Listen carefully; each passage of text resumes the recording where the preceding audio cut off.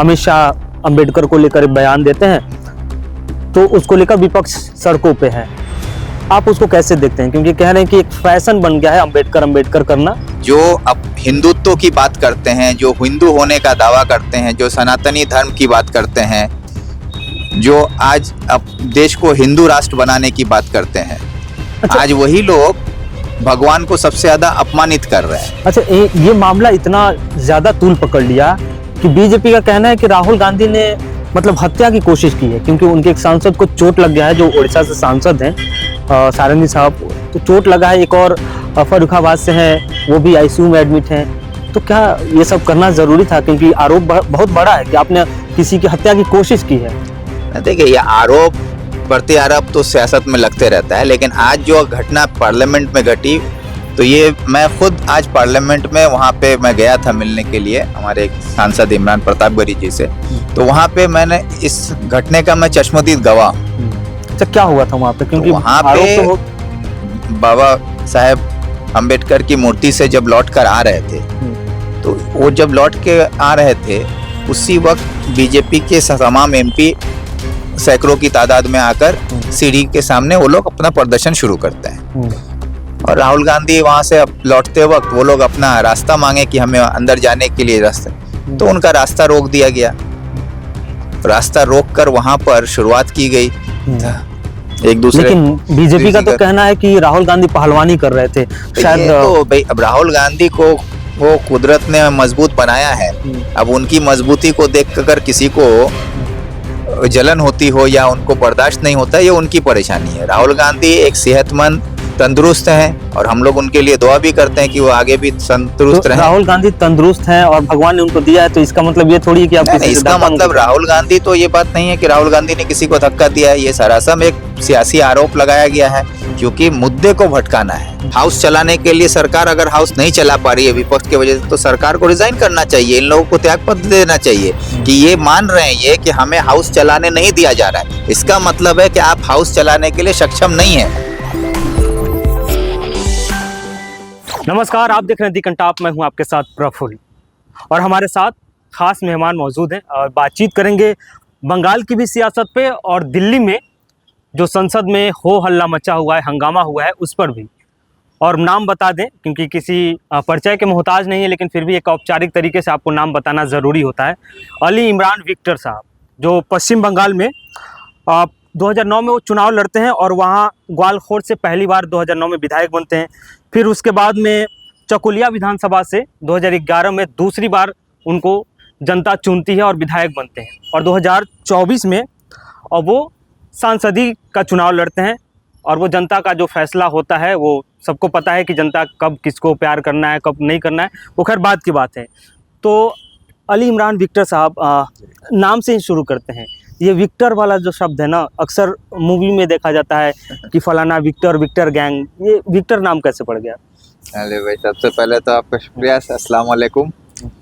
ये विक्टर नाम की बात आपने छेड़ दी। तो ये जो विक्टर नाम है, ये मेरे वालिद साहब जो हैं वो भी सियासत में थे, और जब उन्होंने अपना चुनाव जीता था, उनके चुनाव का रिजल्ट आने के बाद ही मेरी पैदाइश हुई थी। अच्छा। तो उसी पर वो आए, तो वो जो विक्ट्री से मेरा नाम विक्टर रखा गया।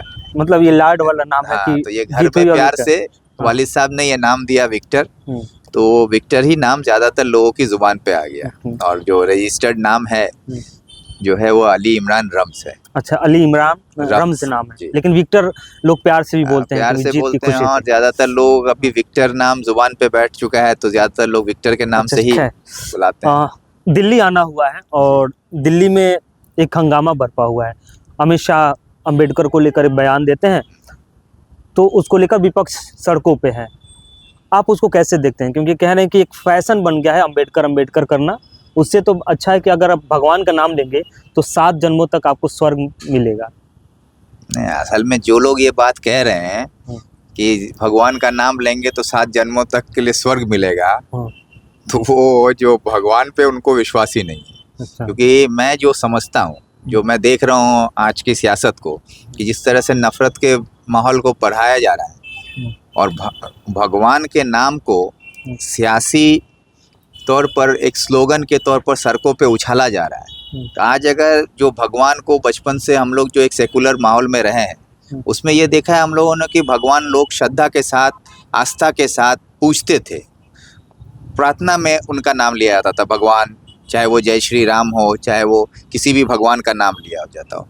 आज जो अब हिंदुत्व की बात करते हैं, जो हिंदू होने का दावा करते हैं, जो सनातनी धर्म की बात करते हैं, जो आज अब देश को हिंदू राष्ट्र बनाने की बात करते हैं, अच्छा। आज वही लोग भगवान को सबसे ज्यादा अपमानित कर रहे हैं। अच्छा, ये मामला इतना ज़्यादा तूल पकड़ लिया कि बीजेपी का कहना है कि राहुल गांधी ने मतलब हत्या की कोशिश की है, क्योंकि उनके एक सांसद को चोट लग गया है, जो उड़ीसा से सांसद हैं सारंगी साहब, तो चोट लगा है। एक और फर्रुखाबाद से हैं, वो भी आईसीयू में एडमिट हैं। तो क्या ये सब करना ज़रूरी था, क्योंकि आरोप बहुत बड़ा है कि आपने किसी की हत्या की कोशिश की है। देखिए, ये आरोप प्रत्यारोप तो सियासत में लगते रहता है, लेकिन आज जो घटना पार्लियामेंट में घटी, तो ये मैं खुद आज पार्लियामेंट में वहाँ पे मैं गया था मिलने के लिए हमारे एक सांसद इमरान प्रतापगढ़ी जी से। तो वहाँ पे मैंने इस घटने का मैं चश्मदीद गवाह हूँ।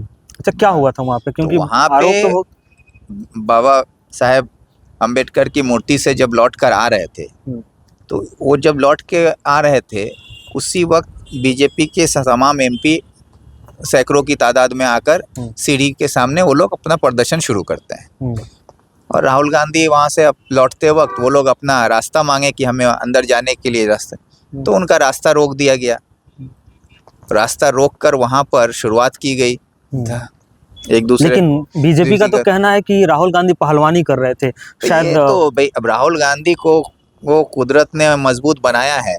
अब उनकी मजबूती को देख कर किसी को जलन होती हो या उनको बर्दाश्त नहीं होता, ये उनकी परेशानी है। राहुल गांधी एक सेहतमंद, तंदुरुस्त हैं और हम लोग उनके लिए दुआ भी करते हैं कि वो आगे भी तंदुरुस्त तो रहें। राहुल गांधी तंदुरुस्त हैं और भगवान ने उनको दिया है, तो इसका मतलब ये थोड़ी है कि आप नहीं, इसका मतलब राहुल गांधी, तो ये बात नहीं है कि राहुल गांधी ने किसी को धक्का दिया है। ये सरासर एक सियासी आरोप लगाया गया है, क्योंकि मुद्दे को भटकाना है।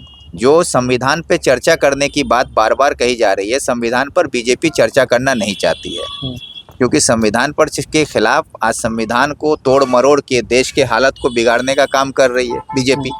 और संविधान के आड़ में देश बेचने का काम कौन कर रहा है? बीजेपी।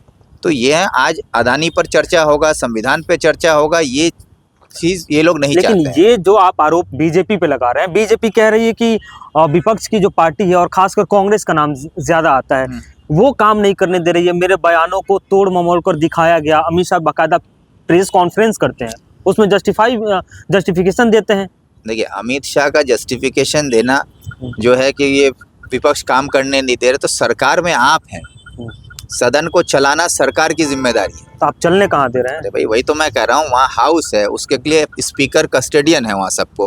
हाउस चलाने के लिए सरकार अगर हाउस नहीं चला पा रही है विपक्ष की वजह से, तो सरकार को रिजाइन करना चाहिए। इन लोगों को त्यागपत्र देना चाहिए कि ये मान रहे हैं ये कि हमें हाउस चलाने नहीं दिया जा रहा है। इसका मतलब है कि आप हाउस चलाने के लिए सक्षम नहीं है। जब आप सक्षम नहीं है तो आप देश के सबसे बड़े हाउस में आप वहाँ क्या कर रहे हैं? अच्छा, इतनी बड़ी बात तो नहीं। अगर अम्बेडकर को बोल के अगर उन्होंने कहा कि भगवान का नाम लो, तो भगवान का नाम तो सब बोलते हैं ना लेने के लिए। इतनी बहुत बड़ी बात नहीं है। देखिए, भगवान का नाम लेने में कोई बुराई नहीं है। जो भगवान पे आस्था रखते हैं वो भगवान का नाम लें, जो अल्लाह पे आस्था रखते हैं वो अल्लाह का नाम लें। लेकिन यहाँ पे तो सियासत भगवान और अल्लाह को बांटने की सियासत तो बीजेपी कर रही है ना। तो सदन के अंदर ना कोई हिंदू है, ना कोई मुसलमान है, ना कोई सिख, ना कोई ईसाई है। सदन के अंदर आप मेंबर ऑफ पार्लियामेंट हैं और संविधान को मानते हुए आपको देश के लिए काम करना है। लेकिन आज सदन के अंदर वहाँ पे कोई हिंदू बना हुआ है और किसी को मुसलमान बनाया जा रहा है।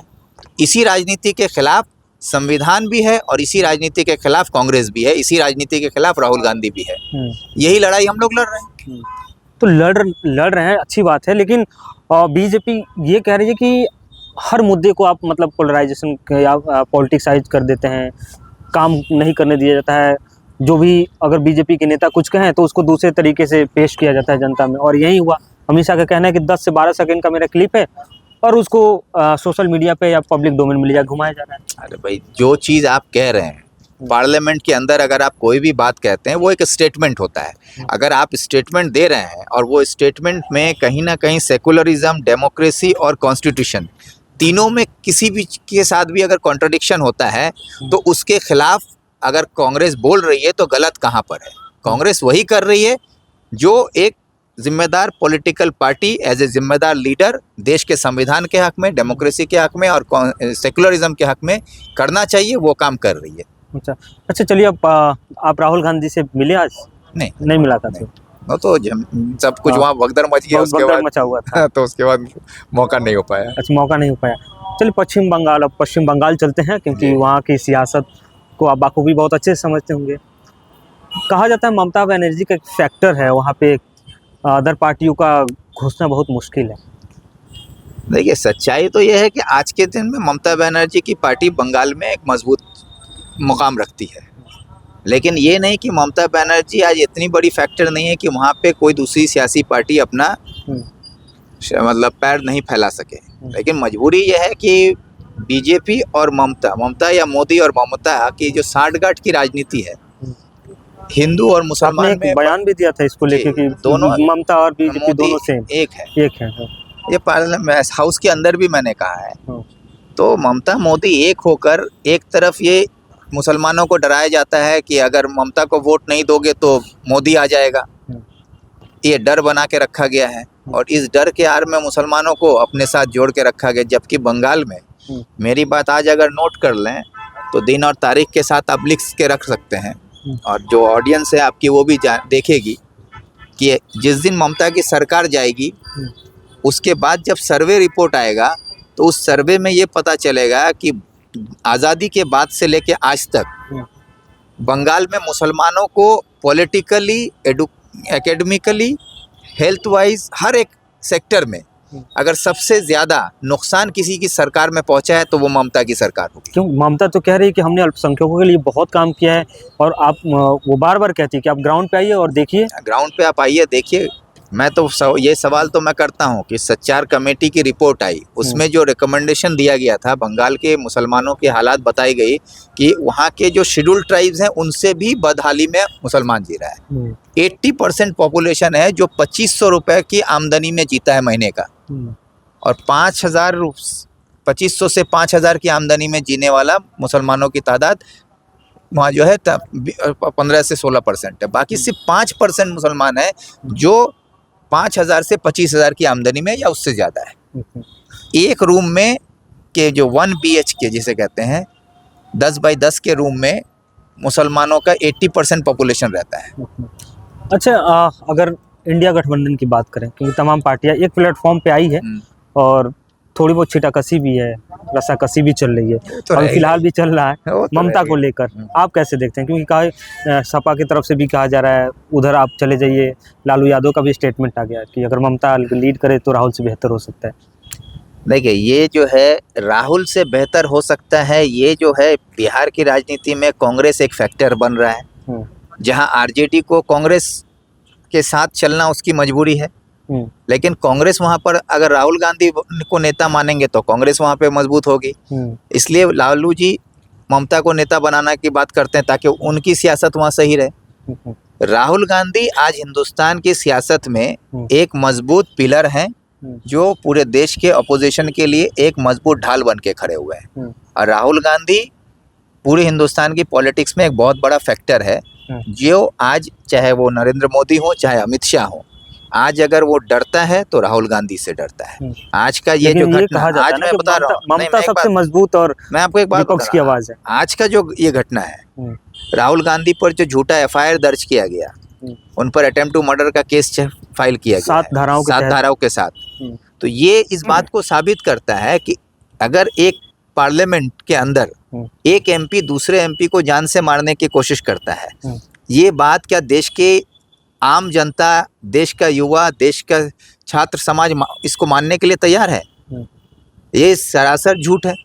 लेकिन ये एक सियासी गंदगी फैलाने का काम बीजेपी कर रही है, और ठीक वही खेल बंगाल में ममता बनर्जी करती हैं, झूठे केसों में लोगों को फंसाना। आज अगर बंगाल में आप अगर देखें, पूरे हिंदुस्तान में सबसे ज्यादा NDPS का केस, रजिस्टर्ड केस जो है वो बंगाल में है। तो जितना केस हुआ है उसका जो NDPS का केस क्या होता है? गांजा, अफीम, ड्रग्स, यही होता है ना। मेरी एक बात समझ लीजिए, गांजा, अफीम, ड्रग्स यही ना होता है। जितने केस रजिस्टर्ड हुए हैं उतने क्वांटिटी में अगर ड्रग्स और अफीम वहाँ पाया जा रहा है तो वो तो पूरे देश के लिए बहुत बड़ा चैलेंज है कि सबसे ज़्यादा ड्रग्स वहाँ पाया जा रहा है। सबसे ज़्यादा पंजाब जो कि एक सबसे ज़्यादा ड्रग्स के लिए फेमस हो चुका है, उससे भी ज़्यादा ड्रग्स का केस आज रजिस्टर्ड हो रहा है बंगाल में। तो ये तो बंगाल की सरकार के लिए एक बहुत बड़ा पश्चिम सवाल है। बंगाल की सरकार की बात करें तो मुसलमान कहाँ एग्जिस्ट करता है? क्योंकि देखिए अगर बीजेपी का डर, आपने ही कहा कि बीजेपी का डर ममता बनर्जी दिखाती है और मुस्लिम बाकायदा वोट भी उनको करते हैं, तो कांग्रेस में कमी कहाँ है? और ममता के लिए मुस्लिम कहाँ एग्जिस्ट करते हैं, टॉप पे या फिर? नहीं, मुस्लिम सियासत में मुस्लिम एग्जिस्ट कहीं नहीं करता है, इस बात को समझिए। मेरी बात थोड़ी कड़वी हो सकती है, लेकिन मुसलमान को लगता है कि हम सियासत में डिसाइडिंग फैक्टर हैं। ये कहा जाता है कि ये कहा जाता है, बंगाल में भी ये कहा जाता है ताकि मुसलमान खुश रहें। डिसाइडिंग फैक्टर का जो स्टैंप लगा दिया गया है, लेकिन हम डिसाइडिंग फैक्टर के तौर पे जाने जाते हैं, लेकिन डिसीजन लेने का ताकत हमारा नहीं है। दोनों में फर्क है। एक भी पश्चिम बंगाल के मंत्री फिरहाद हकीम है, वो तो फिरहाद हकीम है, तो मैं तो वही सवाल उठाता हूँ कि अगर ममता बनर्जी मुसलमानों के हक में है तो पूरे हिंदुस्तान में सेकंड लार्जेस्ट पॉपुलेशन बंगाल की है, तो आज सरकार में ममता बनर्जी है, तो ममता बनर्जी एक मुसलमान को आप डिप्टी चीफ मिनिस्टर क्यों नहीं बना रही है? फिरहाद हकीम को डिप्टी चीफ मिनिस्टर बना दीजिए, सिद्दीकुल्ला चौधरी हैं, उनको बना दीजिए, और भी कई मुस्लिम लीडर हैं जो एमएलए हैं, एमपी हैं, मिनिस्टर हैं, किसी को भी आप बना दीजिए। आज क्यों नहीं बंगाल में एक डिप्टी चीफ मिनिस्टर मुसलमान को बनाया जा रहा है? किसी भी अच्छे ओहदे पर आज मुसलमानों को क्यों नहीं रखा जा रहा है? आप सिर्फ पपेट बनाकर, चाहे वो फिरहाद हकीम हो, चाहे सिद्दीकुल्ला चौधरी हो, या और जो भी मिनिस्टर्स हैं, ये सारे को पपेट बना के रखा गया है टीएमसी में, जो कुछ नहीं बोल सकते।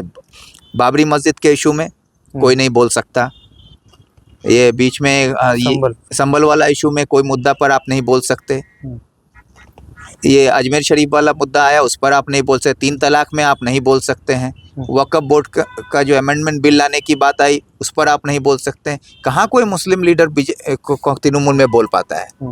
मतलब वही बोलने पे पाबंदी, बोलने पे पाबंदी नहीं, बाज़ाब्ते उनके मुंह में ताला लगा दिया गया है, ताला लगा दिया। सिर्फ वही बात बोल सकते हैं जो ममता बनर्जी बोलेगी। जिस दिन ममता बनर्जी बोल देंगे कि हाँ एक जुलूस निकालना है, सब जुलूस में आ जाओ, वक्फ बोर्ड के खिलाफ एक जुलूस निकल गया, वही मुद्दा खत्म, लेकिन उसके खिलाफ एक स्ट्रांग प्रोटेस्ट नहीं होता है। अच्छा, सियासत में कांग्रेस की अगर बात कर लें तो मुस्लिम कहाँ है? मुस्लिम सियासत में तो वही कह रहा हूँ कि मुसलमान बढ़ गए हैं। अब मुस्लिम जो भी लीडरान है, आपने कई लोगों का जिक्र अगर कांग्रेस में भी बात करें तो टॉप पे रहे हैं, मंत्री भी रहे हैं, सांसद भी रहे हैं और आज भी हैं। अरे तो सबसे ज्यादा हिंदुस्तान में अगर मुसलमानों को सियासी तौर पर इज्जत मिली है तो वो कांग्रेस से मिली है, चाहे वो मौलाना अबुल कलाम आजाद से शुरू करें आप, उसके बाद आप फारूक अब्दुल्ला, उमर अब्दुल्ला चले जाइए, या फिर ओवैसी कहते हैं कि मुसलमानों का इस्तेमाल कांग्रेस ने किया है। अरे भाई, और आज भी कर रही है। ओवैसी साहब देखिए, वो बहुत अच्छे मुकर्रिर हैं, बहुत काबिल आदमी है, मैं उनकी दलीलों की इज्जत करता हूँ, लेकिन उनके तरीके से मैं सहमत नहीं हूँ। इसलिए वो जो कहते हैं कि वो उनकी पार्टी जो है इत्तेहादुल मुस्लिमीन, ये पार्टी की शुरुआत कब हुई? ये पार्टी की शुरुआत हुई थी जब हिंदुस्तान पाकिस्तान का बंटवारा हुआ, हैदराबाद को किस में शामिल होना है ये फैसला नहीं हुआ था।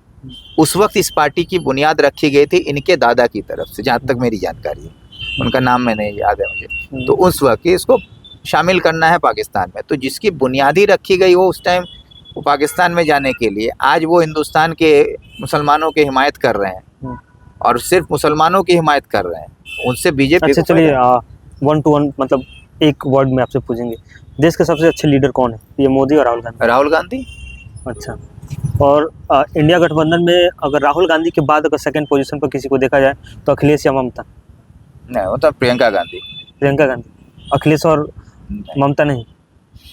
अच्छा, प्रियंका गांधी को आप मतलब जिस जो है प्रियंका गांधी, आज भी मैंने देखा Priyanka Gandhi as a leader पूरे हाउस में सारे एमपीओ को लीड कर रही थी, बीजेपी वाले उनको। अच्छा, अखिलेश और तेजस्वी में पूछूं कि कौन बेहतर है? तो देखिए, दोनों अपनी अपनी जगह पर है, तेजस्वी की अपने जगह है, बिहार है, इनका यूपी है, लेकिन दोनों में अच्छा कौन है सियासी तौर पर? तो दोनों अपनी अपनी जगह पे सियासत कर रहे हैं जो बीजेपी के खिलाफ है, और गठबंधन में साथ में है, तो सबके ये लोग दोनों राहुल गांधी को अपना नेता मान चुके हैं, तो सबसे अच्छा राहुल गांधी है, यही कहेंगे। तो पश्चिम बंगाल का तो चुनाव इस बार हाथ से निकल गया, अगली बार की क्या तैयारी होगी की ताकि? अगली बार की तैयारी है और अगली बार ममता बनर्जी की हालत खराब होगी बंगाल में, क्योंकि एक पीक पर जब आप पहुंच जाते हैं ना, उसके बाद और ऊपर जाने का रास्ता नहीं रहता। ममता बनर्जी बहुत तेजी से ऊपर चली गई और अब उनका ऊपर जाने का जगह नहीं बचा है। अब उनको डाउनफॉल शुरू हो चुका है। जो माइनॉरिटी के साथ उन्होंने जो खिलवाड़ किया, उनका भरोसा जीत कर उनके साथ जो छलावा किया है, अब ये बात बंगाल के लोग समझ रहे हैं। तो इसलिए ये लोकसभा में ये बात साबित हुई कि उनके पास से जो माइनॉरिटी वोट था वो उनका घटने लगा है। अब माइनॉरिटी वोट उनका कम हो गया, तो इससे उनको भी अब नुकसान हुआ है।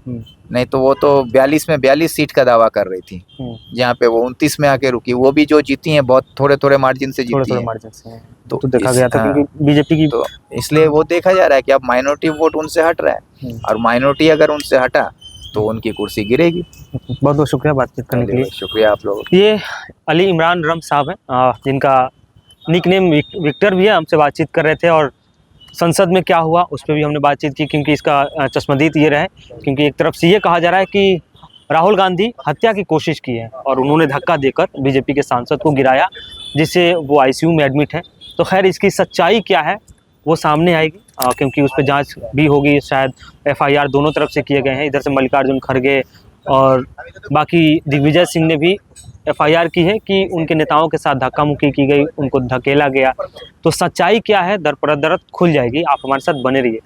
आप इस इंटरव्यू पे अपनी क्या राय रखते हैं हमें ज़रूर बताइएगा।